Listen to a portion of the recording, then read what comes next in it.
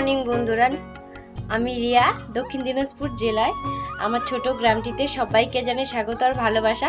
তো ঘুম থেকে উঠে গেছে অনেকক্ষণ গল্প আড্ডা দিয়ে, তারপর ভাগ্নিকে বললাম একটু মাথায় তেল দিয়ে দে, ভীষণ মাথাটা ব্যথা করছে।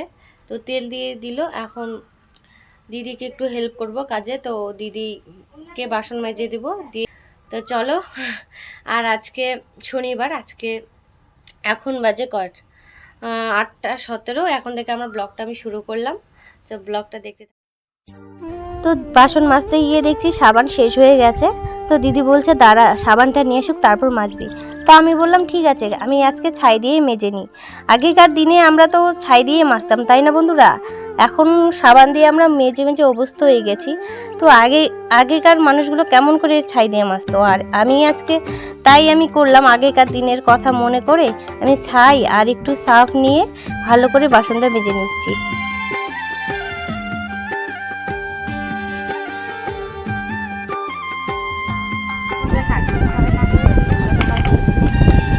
তো বন্ধুরা, এখন ভাত খাবো, দিদি ভাত দিয়ে দিয়েছে। আর আজকে নিরামিষ রান্না হয়েছে।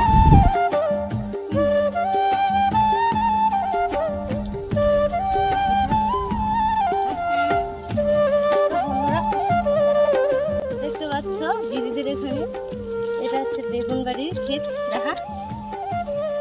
দেখো বেগুন বাড়ির ক্ষেত কি সুন্দর, চারিদিকে শুধু সবজি আর সবজি। ভালো লাগে দিদিদের এখানে আসলে। তো আমি এখন যাচ্ছি দিদিদের জমিতে, তো চলো যাই।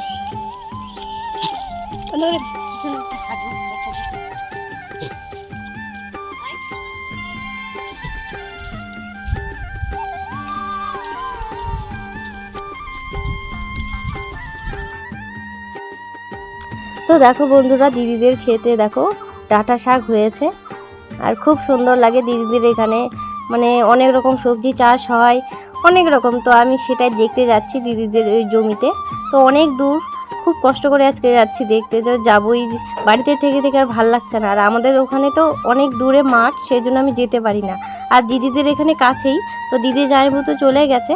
তো আমি আর ভাগ্নি, এই দেখো পুচু সোনাও আমার সাথে আছে, ও যাচ্ছে আমাদের সাথে। তো চলো আমি যাই। দেখো আমার ভাগ্না আমাকে পিঠে নিয়েছে, বলছে দাঁড়া মাসি তোকে আমি পিঠে নিই। তো দেখো খুব মজা হচ্ছিল। আর বেশিক্ষণ আমি ওর পিঠে ছিলাম না, নেমে গেছি দেখো। এই দেখো বন্ধুরা, ভাগ্নি আর এটা কিন্তু পুকুর ঘোরা হচ্ছে, ঠিক আছে?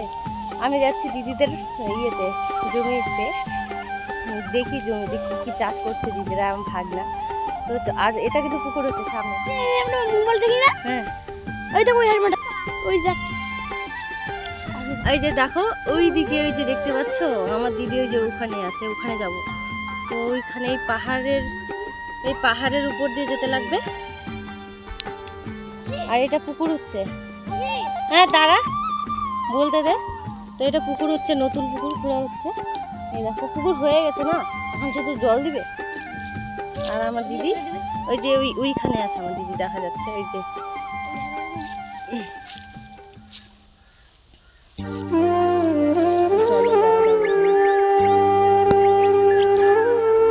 তো বন্ধুরা যেতে চাইলাম, দিদি জামাইবাবু চলে আসলো, যাচ্ছে দিদি বাঁশের কঞ্চি নিয়ে যাচ্ছে, আর জামাইবাবু নিতে আসছে।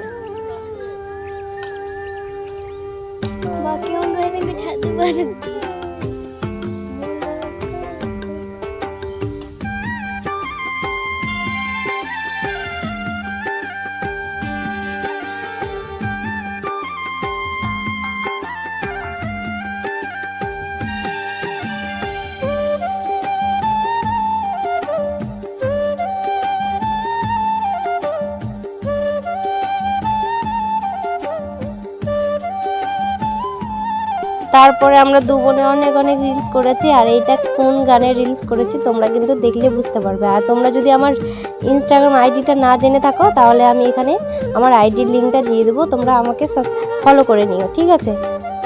অনেক রিলস করার পর বাড়িতে আসলাম, এসে খাওয়া দাওয়া করে বাড়িতে যাওয়ার জন্য রেডি হয়ে গেছিলাম, বেরও হয়ে গেছিলাম ব্যাগ নিয়ে।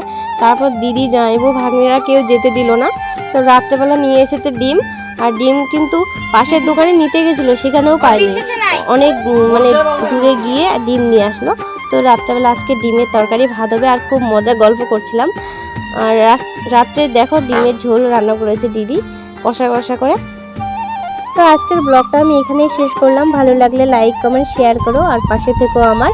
ফিরে আসছি আগামীকাল নতুন একটা ভিডিও নিয়ে, ততক্ষণে সঙ্গে থেকো। Good night.